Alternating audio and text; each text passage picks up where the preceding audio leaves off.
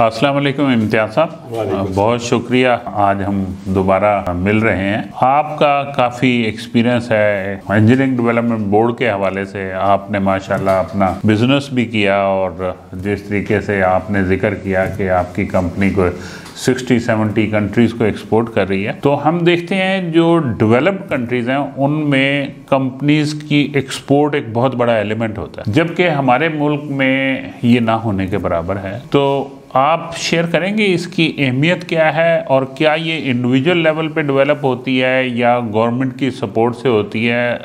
इसके बारे में ज़रा जिक्र कीजिए। बहुत शुक्रिया डॉक्टर साहब। मुख्तलिफ जो मैं एक्सपीरियंस ज़िंदगी में गुजरा हूँ अपनी कंपनी की एक्सपोर्ट्स को डेवलप करने में और फिर पॉलिसी लेवल पे गवर्नमेंट में इंटरेक्ट करने में और उसके बाद जो CBI के साथ एज ए इंटरनेशनल एक्सपर्ट काम करने में, इंजीनियरिंग एक्सपोर्ट्स को डेवलप करने में, तो उसमें काफ़ी सारी इंसाइट्स आई हैं।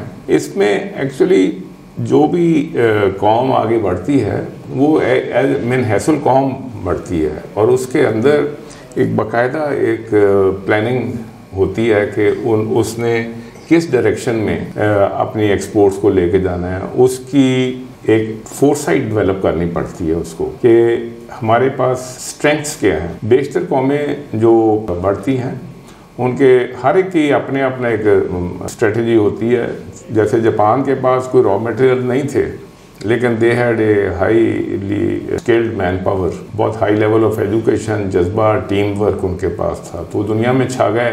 हालांकि उनके पास ना पेट्रोल था, ना उनके पास कोई मिनरल्स थी, ना उनके पास कोई एनर्जी थी, तो पेट्रोलियम भी इंपोर्ट कर रहे थे और रॉ मटेरियल भी इंपोर्ट कर रहे थे। सिर्फ इंसान ही थे जिसके सर पे जापान बन गया, लेकिन उसके पीछे एक पूरी उनकी गवर्नमेंट की एक फोरसाइट थी और उस फोरसाइट के बेसिस पे उन्होंने प्लानिंग की कि उनके पास जो लोकल कौन से रॉ मटेरियल होंगे, उसके साथ वो कौन से प्रोडक्ट्स बनाएंगे और वो प्रोडक्ट्स वर्ल्ड मार्केट में किस क्वालिटी में और किस कीमत पे जाएंगे जिसके साथ वो वर्ल्ड मार्केट पे आए। और हमने फिर देखा कि जापान दुनिया पे एज एन एक्सपोर्टर छा गया। तो जब आप इसको पाकिस्तान के साथ रिलेट करते हैं तो ये हमारे लिए ज़रूरी है कि हम एक अपनी एक्सपोर्ट फोरसाइट बनाएं कि हमने कौन कौन सी चीज़ों को प्रमोट करना है और कि कहाँ हमारा कंपेटिटिव एज है।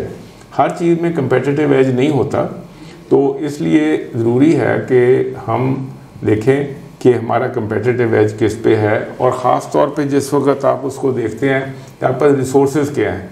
पाकिस्तान के पास अल्लाह ताला ने बेशुमार रिसोर्सेज दिए हैं, लेकिन हम उन रिसोर्सेज को एक्सपोर्टेबल प्रोडक्ट में कन्वर्ट नहीं कर रहे और उसका नतीजा ये है कि वो यहाँ लोकल या तो इस्तेमाल हो रही हैं, हम उनमें वैल्यू ऐड करके वर्ल्ड मार्केट के साथ उसको लिंक नहीं कर रहे। तो हमारी जो प्रोडक्ट्स हैं वो कमोडिटीज़ के तौर पे सस्ते बिक रहे हैं। तो इसलिए ज़रूरी है कि जो भी हमारे पास रॉ मटेरियल्स हैं, जो एग्रीकल्चरल प्रोडक्ट्स हैं, हमारे पास एक स्ट्रेटजी होनी चाहिए कि इनको कन्वर्ट करके अच्छी ब्रांडिंग के साथ, अच्छी वॉल्यूम में, अच्छी पैकिंग में वर्ल्ड मार्केट में हम कहाँ किस तरीके से इसको एक्सपोर्ट करें। तो उसके लिए हमें लोग कैसे चाहिए, उसके लिए स्किल्स कैसे चाहिए। तो ये डॉक्टर साहब मेरा ख्याल है कि this is how we have to start looking as a nation. जो अमेरिका की SME की वेबसाइट है, एक दफ़ा मैं वो देख रहा था, तो उसमें वो अपनी SME को एडवाइस करते हैं एज ए गवर्नमेंट कि आपकी 94% मार्केट इज़ आउटसाइड अमेरिका, क्योंकि पाकिस्तान की पॉपुलेशन तो 22 मिलियन है, लेकिन वर्ल्ड की जब आप देखेंगे तो आपकी फिर मार्केट बिलियंस में चली जाती है। तो इस लिहाज से आप बताइए कि हमारी क्या स्ट्रेटजी क्या होनी चाहिए कि हम इतनी बड़ी मार्केट को अप्रोच कैसे करें? डॉक्टर साहब, इसमें जो सबसे इम्पोर्टेंट चीज़ है कि there should be a national consensus कि हमने ये समझें कि 10 टॉप वैल्यू चेन्स को हम पकड़ें, जो कि हम लोकल अगर डेवलप करें तो हम दुनिया में लेके जा सकते हैं। जैसे फॉर एग्जांपल अगर हम चावल अगर हम आज एक्सपोर्ट करने की करते हैं तो हम एज ए कमोडिटी एक्सपोर्ट करते हैं, हर किसी के साथ मुकाबला करते हैं। अगर चावल को आप कन्वर्ट कर देते हैं इनटू डिफरेंट प्रोडक्ट्स, जैसे कि रेडी टू ईट बिरयानी है, आप यहाँ पे चावल में वैल्यू ऐड करते हैं, बिरयानी बनाते हैं, बिरयानी की फिर आप ब्रांडिंग करते हैं, ब्रांडिंग के साथ फिर आप वर्ल्ड वाइड डिस्ट्रीब्यूशन करते हैं। सो आपके पास एक चावल की वैल्यू चेन में एक आइटम बनती है, लेकिन चावल के साथ और बेशुमार और चीज़ें बनती हैं।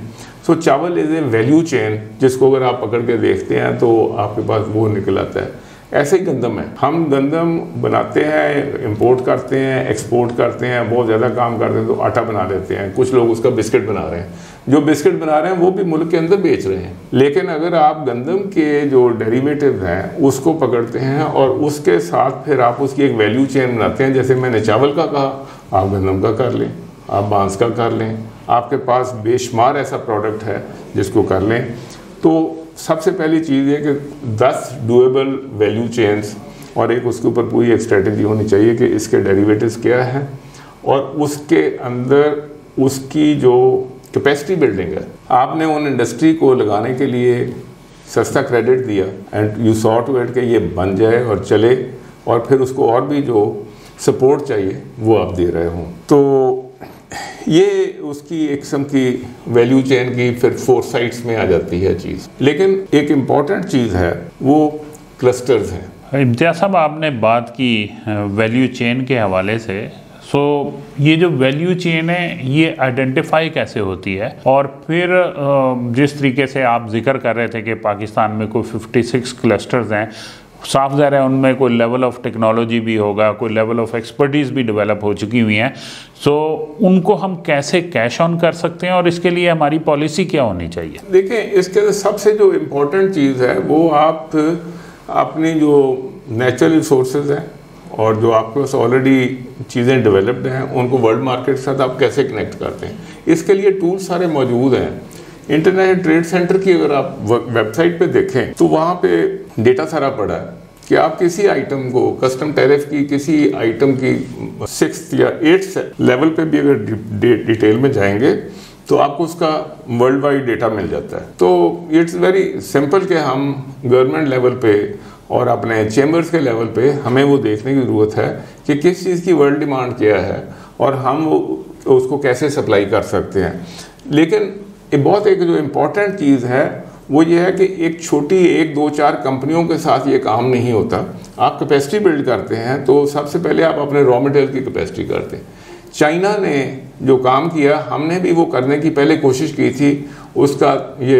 उस प्रोग्राम का नाम था आहन, एक हुनर एक नगर, यानी एक पूरा एक जो गांव है वो सिर्फ एक ही हुनर के अंदर काम कर रहा है। तो उसके अंदर इतनी कैपेसिटी है कि वो इतना सामान बना के ले आता है ताकि वो वर्ल्ड मार्केट में जाके कुछ ना कुछ अपना पार्ट प्ले कर सके। छोटी ये कंपनी होती है तो वो कितना क्या एक्सपोर्ट करेगी वो। तो चाइना ने इसको बहुत बड़े लेवल पे किया है। चाइना में एक गाँव है जो कि वहाँ सिर्फ किशमिश ही उगाई जा सकती है, वहाँ का फार्मर कोई चीज़ और उगा नहीं सकता। तो उसका नतीजा ये है कि वहाँ से आज आपको 10, 15, 20 किशमिश के अगर कंटेनर चाहिए तो यकदम वहाँ से निकल सकते हैं। उनके पास उन्होंने कैपेसिटी बिल्ड की है। सबसे पहले चीज़ है कि इसके जो क्लस्टर्स हैं, क्लस्टर्स में जो कैपेसिटी बिल्ड करनी है वो बहुत इंपॉर्टेंट है। Whether they are agriculture clusters या इंटरमीडिएट जो उसमें से चीज़ें निकलती हैं उसके क्लस्टर्स, या उसके ऊपर जो इंडस्ट्री निकलनी है उसके क्लस्टर्स। आपको बहुत ज़रूरी है कि उन क्लस्टर्स के थ्रू और उन क्लस्टर्स की फंडिंग के थ्रू उस क्लस्टर के अंदर आपकी जो कैपेसिटी है मैन पावर की, जो HR आपने डेवलप करनी है, जो वहाँ कॉमन फैसिलिटी सेंटर उस क्लस्टर को देना है, उस क्लस्टर का कॉमन फैसिलिटी सेंटर साथ वाले क्लस्टर से मुख्तलिफ होगा। तो कि वहाँ पे हर वो चीज़ जिसके साथ ये क्लस्टर एनेबल हो सके वर्ल्ड मार्केट में जाने के लिए, ये चीज़ सिर्फ वहाँ पे डेवलप होगी। तो इसलिए वो जो क्लस्टर्स की जो डेवलपमेंट है और उस क्लस्टर्स को अटेंशन के साथ देखा जाए कि जिसके साथ वो उसकी सारी ज़रूरियात इस तरीके से करें जैसे एक बच्चे को नर्चर किया जाता है, ताकि उसको आहिस्ता आहिस्ता आहिस्ता आहिस्ता उसको बड़ा किया जाता है, उसको मुख्तलिफ स्पोर्ट्स दी जाती हैं, लेकिन फिर वो अपनी जान में आ जाता है। तो इसलिए बहुत इम्पॉर्टेंट है कि वो क्लस्टर्स की डेवलपमेंट हो और उनके अंदर इतनी फिर कैपेसिटी बन जाए कि वो ग्लोबल सप्लाई चेन के अंदर वो शामिल हो सके। इम्तियाज़ साहब, कोई चंद क्लस्टर्स के नाम लेंगे जो कि ज़रा इंटरेस्टिंग हैं और आम तौर पे क्लस्टर्स सर्जिकल का समझा जाता है या कोई 1-2 चीज़ों का समझा जाता है, लेकिन 65 जब आप कहते हैं तो ये तो बहुत बड़ा नंबर है। तो कुछ चंद क्लस्टर के आप नाम लेंगे? हाँ, देखिए कि कुछ चीज़ें बड़ी कॉमन प्लेस हैं, हम उनके पास से गुजर जाते हैं और हम उनको इस तरीके से नहीं देखते कि ये हमारी एक नेशनल एसेट है। या आपके पास फॉर एग्जांपल टेक्सला है। अब टेक्सला में अशोका के टाइम से लोग पत्थर के साथ मुख्तलिफ चीज़ें बनाते हैं, अभी भी बना रहे हैं, आर्टिजन मौजूद हैं, लेकिन वो कुंडी डंडा और छोटे मोटे लो कॉस्ट चीज़ें बना रहे हैं। अगर इनके साथ अगर हम आर्ट स्कूल्स को अटैच कर देते हैं, इन लोगों की हम कैपेसिटी बिल्ड कर देते हैं, इनको हम इनकी कैटलॉग बनाने में हेल्प कर देते हैं, इनकी पैकेजिंग इम्प्रूव कर देते हैं, तो आप इमेजिन करें कि सिंपली एक पत्थर को आप $1,00,000 का भी बेच सकते हैं। जस्ट डिपेंड करता है कि उसके अंदर आर्ट और क्राफ्ट को आपने कितना डाल दिया। So that is a stone cluster जो हमारे साथ यहाँ बाजू में इस्लामाबाद में पड़ा है, लेकिन हम उसको एज ए वैल्यूएबल क्लस्टर नहीं देखते। इसी तरीके से खैरपुर में सिल्क का एक क्लस्टर है। सिल्क का क्लस्टर आप वहाँ से ठीक है साड़ियाँ बिक रही हैं और ब्लाउजेस बिक रहे हैं, कुछ इस किस्म की चीज़ें बिक रही हैं, लेकिन अगर आप वो जो सिल्क खैरपुर का है, अगर आप उसको थ्रू स्टाइलिंग एंड ब्रांडिंग उसको अगर आप हेरिटेज में ले जाएं, जहाँ पे कि रॉयल्टी चीज़ें खरीदती है और करती है, और उसके आप स्कार्फ ही से बना के बेचें, जहाँ के कपड़ा कम लगेगा, लेकिन बट आप पैसा इन्वेस्ट करेंगे इनटू ब्रांड बिल्डिंग, पैसा इन्वेस्ट करेंगे इनटू गुड मार्केटिंग, है। लेकिन वो जो आपकी चीज़ जो यहाँ पे लेट से जो 1,000 रुपए की बिक रही है, वो सकता है 10,000 रुपए की बिक रही हो, है। तो इस तरीके से आपके पास बेशुमार छोटे छोटे क्लस्टर्स मौजूद हैं, लेदर के क्लस्टर्स हैं। हम सस्ता लेदर बेचने लगे हुए हैं, तो वो लेदर में चंद कंपनियां आपको पाकिस्तान में नज़र आती हैं जो कि हाई क्वालिटी का लेदर बेच रही हैं। आप उनको उस किस्म के आपके पास बहुत ज़्यादा हो सकते हैं, बजाय इसके कि हम रॉ लेदर एक्सपोर्ट कर रहे हों। तो ये एक कॉमन प्लेस क्लस्टर्स हैं, दीज आर नॉट आप जो नॉर्मली हम लोग यहाँ इस्लामाबाद में बैठ के हाई टेक्नोलॉजी की, न्यूक्लियर की, इधर उधर की बातें करते हैं, लेकिन ये हमारे सारे पाँव पड़ी हैं। और this is a lot of national wealth. कोई तकरीबन 80-85 हमारे पास ऐसे क्लस्टर्स हैं जिनको अगर हम डेवलप करें और इस आइडिया के साथ डेवलप करें कि ये हमारा एक्सपोर्ट बेस है, तो इस तरीके से फिर ये चीज़ चल सकती है। इम्तियाज़ साहब, आपने ह्यूमन रिसोर्स डेवलपमेंट की बात की, तो इसमें हमारे पॉसिबल रूट्स क्या हो सकते हैं? 3 मेजर स्टेक होल्डर्स नज़र आते हैं इसमें, एक गवर्नमेंट है, एक बिजनेसमैन है, और तीसरा जो हमारा एकेडेमिया है डिफरेंट लेवल्स पे। तो क्या पॉसिबल है इसके लिए रास्ते हैं? देखिए, गवर्नमेंट जो है जी, वो सबसे बड़ा इनेबलर तो गवर्नमेंट है। उसके अंदर एक लॉन्ग टर्म पॉलिसी होनी चाहिए, और उस पॉलिसी में जो मैं देख रहा हूँ, हम लोग हमारी पॉलिसी एक्सपोर्ट ओरिएंटेड नहीं है, इंपोर्ट ओरिएंटेड है। और इंपोर्ट ओरिएंटेड भी इस तरीके से है कि लग्जरी गुड की जो इंपोर्ट है उसको हमने फैसिलिटेट किया हुआ है। कस्टम ड्यूटीज़ बहुत हाई हैं। हाई कस्टम ड्यूटीज़ वाला मुल्क जो है, इंपोर्ट ड्यूटीज़ वाला मुल्क, वो एक्सपोर्टर नहीं बन सकता। योर कस्टम ड्यूटी से कम डाउन, ताकि जो आपका लोकल बिजनेसमैन है उसके पास एक ही रूट हो। क्योंकि छोटा बिजनेसमैन ये डॉक्टर साहब, जब तक आप first year exporters, second year exporters और उसके बाद थर्ड ईयर सपोर्टर्स, जब तक आप इस किस्म का नई चीज़ बनाते तो आप कोई बड़ी एक्सपोर्ट अचीवमेंट नहीं कर सकते।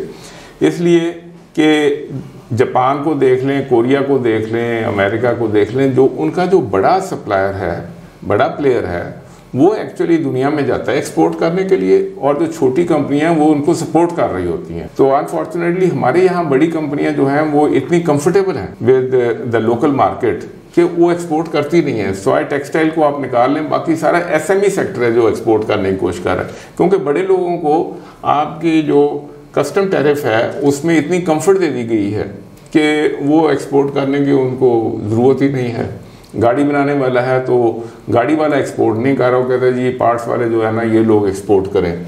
अच्छा, लेकिन अगर आप गाड़ी वाले को थ्रू गुड टैरिफ मैकेनिज्म अगर आप उसको फोर्स कर दें टू एक्सपोर्ट, तो वो फिर उसकी पुल आ जाएगी। सो इसलिए टॉप जो आपकी कंपनीज हैं, they should be driven into becoming exporters.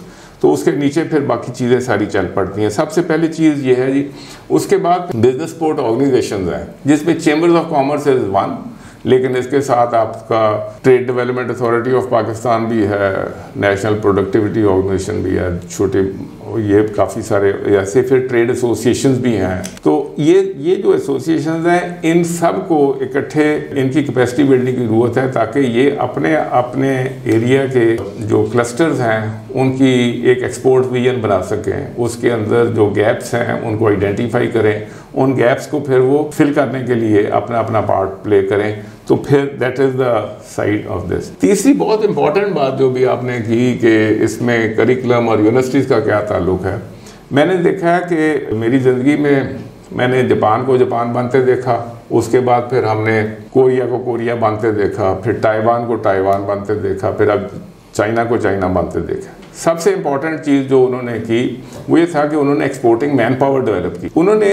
जिसे कहते हैं ना एक फ़ौज बनाई ऐसे लोगों की जो कि एक्सपोर्टिंग की जो प्रोसेस है उसके मुख्तलिफ पहलू जो थे उसके एक्सपर्ट्स पैदा किए, उसकी मैन पावर पैदा की। तो हर कंपनी के अंदर छोटे बड़े एक्सपोर्ट एग्जेक्टिव्स हैं, फिर जो शिपिंग और पैकिंग के एक्सपर्टीज़ है, जो फिर बैंकिंग फॉर एक्सपोर्ट की एक्सपर्टीज़ है, इस किस्म की बेशुमार किस्म की छोटे छोटे स्किल्स हैं जो कि उनकी यूनिवर्सिटीज़ ने उसको किया। ऐसे ही मार्केट रिसर्च की एक्सपर्टीज़ है, उसके अंदर जो फर्दर डिटेलिंग है, मार्केट रिसर्च इतना ज़्यादा खुद इतना बड़ा एक फील्ड है कि वो हमारे जो बिजनेस स्कूल्स हैं वो इस किस्म की चीज़ें पढ़ा ही नहीं रहे। तो वो सारी जो डिटेल्स हैं, यू नीड मैन पावर जो कि एक्सपोर्ट के साथ बहुत हाईली लिंक्ड हो, और वो जिस वक्त बाकी चीज़ों के साथ मिलके मैदान में आएंगे तो फिर आपको कोई एक्सपोर्ट स्टार्ट होती है। इम्तियाज़ साहब, जो आपने जिक्र किया कि यूनिवर्सिटीज़ एक्सपोर्ट नहीं पढ़ा रही हैं, एक सब्जेक्ट होता है इंटरनेशनल बिजनेस के नाम से जो MBA में भी और BBA में भी पढ़ाया जाता है, क्या ये एक्सपोर्ट में हेल्प नहीं करता? ये थ्योरी का सब्जेक्ट है और इसका असली एक्सपोर्ट के साथ कोई ताल्लुक नहीं है। आप थ्योरी में it should be one small part of the exporting process होना चाहिए, लेकिन थ्योरी के साथ काम नहीं चलता। आपको डू हाउ की स्किल्स चाहिए उसके लिए। जो आपका MBA पढ़ के आ रहा है तो उसको तो लेटर ऑफ क्रेडिट की डिटेल्स नहीं पता है, उसको नेगोशिएशन की स्किल्स नहीं है उसके पास बेशुमार चीज़ें हैं जो एक्सपोर्ट के 13-14 प्रोसेस के जो सब सेक्टर्स हैं, वो स्किल्स तो उस बच्चे के पास है नहीं, तो वो तैयार ही नहीं है और ना उसकी फैकल्टी तैयार है। तो ये there has to be a sea change in your business education to tune it with the export market. हाँ, आपने एक बहुत इंटरेस्टिंग बात की कि हमारी जो FBR की पॉलिसीज़ हैं वो इम्पोर्ट ओरिएंटेड हैं।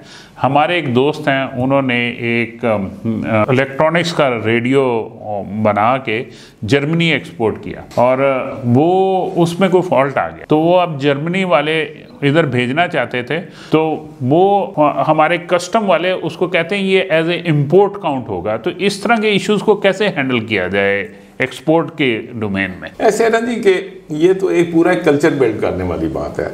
आपके पास जिस वक्त ये सिर्फ FBR ही नहीं है, आपका जो आदमी इमिग्रेशन पे बैठा है वो भी एक्सपोर्ट ओरिएंटेड होना चाहिए। उसको भी जब कोई बाहर से बंदा आता है तो वो सोचे कि यार हमारा कोई सौदा बिकेगा या हमारे मुल्क में आगे ये खर्चा करेगा और ये खर्चा जो है ना हमारे किसी पाकिस्तानी भाई की जेब में जाएगा। तो ये जो है ना अक्रॉस द बोर्ड इसकी ज़रूरत है। और जिस वक्त ये वो काम होते हैं जिस वक्त एक चीज़ चलती है तो आपके जो बिजनेस सपोर्ट ऑर्गेनाइजेशंस हैं, जैसे आपके चेंबर्स हैं या जो ट्रेड बॉडीज़ हैं, ये उनका काम होता है कि वो फिर जाके FBR से बैठें कि भाई आप इसको ऐसे मॉडिफाई कर दें इस रूल को। तो ये फैसिलिटेशन, ये बहुत सी फैसिलिटेशन हुई हैं, मैंने अपनी ज़िंदगी में देखा है। एक हमारे पास होता था कंट्रोलर ऑफ इम्पोर्ट एक्सपोर्ट, इतनी बड़ी एक बॉटलनेक थी। तो फिर हमारी एक गवर्नमेंट आई, डेमोक्रेटिक गवर्नमेंट आई और उन्होंने वो इदारा ख़त्म कर दिया। पाकिस्तान अपनी जगह पे कायम रहा और बिजनेसमैन के लिए बड़ी आसानी हो गई और जो वो इदारा काम कर रहा था वो बैंक के थ्रू उन्होंने रूट कर दिया और बहुत बड़ा एक कन्वीनियंस पैदा हो गया।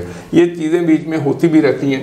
तो इंशाल्लाह अगर हम एज ए नेशन अगर हम इसको पिकअप कर लें कि हमने वाकई एक एक्सपोर्टिंग नेशन बनना है तो ये भी चीज़ें हल हो जाएंगी इंशाल्लाह। हाँ, आपकी बात से मुझे लग रहा है कि जब हम नारा लगाते हैं नया पाकिस्तान में तब्दीली का, तो जब तक इकोनॉमिक तब्दीली नहीं आएगी, क्योंकि हर चीज़ इकोनॉमिक्स पे बेस करती है, उस वक्त तक बड़ा मुश्किल लगता है तो और इसके लिए हमारा स्टार्टिंग पॉइंट कहाँ से होना चाहिए, कोई इस पे ज़रा रोशनी डालेंगे? स्टार्टिंग पॉइंट देखें जी, बात ऐसे है कि जब तक आप मार्केट्स को नहीं करने देंगे, आपकी मार्केट के अंदर अनइवन है, जैसे मैंने पहले कहा कि कस्टम ड्यूटीज़ की वजह से या जो रेंटियर मैकेनिज्म आपके मुल्क में चल रहा है उसकी वजह से कुछ बिजनेसेस ऐसी हैं वो मुराद याफ्ता हैं, उनकी वजह से आपको फेयर कंपटीशन नहीं है आपकी मार्केट में। जब फेयर कंपटीशन नहीं होता तो फिर उसके अंदर एफिशिएंसी नहीं आती। तो वो जो क्लस्टर्स जिनकी मैं बात कर रहा हूँ वो भी आपस में फल फूल नहीं सकते। तो उसके अंदर बहुत इंपॉर्टेंट है कि सबसे आसान उसमें ये है कि bring down the rate of custom duties और मार्केट को आप रीओरिएंटेड कर दें। तो वो उसके साथ, क्योंकि ये समझने वाली ये बात है कि जो बिजनेस है ना, the business is the centre forward of the economy. जब तक आप बिजनेस को और बिजनेसमैन को आप कन्वीनियंस नहीं देंगे काम करने का, उसको फ्रीडम नहीं देंगे काम करने की, और उसको सिर्फ ऐसे नहीं गर्दानेंगे कि भाई ये सारे टैक्स चोर चोरी जमा हो गए हैं, उसको एस्टीम नहीं देंगे, तो वो फिर वो पैसा जो है ना, पैसा जो होता है वो वहाँ जाता है जहाँ उसको सेफ्टी, सिक्योरिटी और रिस्पेक्ट मिलती है। तो वो फिर पैसा कहीं और चला जाता है। वो पाकिस्तान मैं 60s रादर अर्ली 70s से देख रहा हूँ कि हर दफ़ा हमारे पास एक अच्छी क्रॉप ऑफ बिजनेसमैन पैदा होती है, फिर सिस्टम उसके लिए तंगी पैदा करता है, फिर वो यहाँ से कहीं और चला जाता है, बंदा टैलेंट भी चला जाता है, पैसा भी चला जाता है। तो पहला बात यह है कि उसके लिए आप रिस्पेक्ट पैदा करें, ईज़ ऑफ डूइंग बिजनेस पैदा करें, फिर ये ठीक हो जाएगा इंशाल्लाह। बहुत शुक्रिया इम्तियाज़ साहब, बहुत कुछ सीखने को भी मिला मुझे खुद भी, और इंशाल्लाह हम मज़ीद ऐसे मसाइल पे डिस्कशन करेंगे जो कि हमारे मुल्क में बेहतरी ला सकें। Thank you. अस्सलाम वालेकुम। Thank you.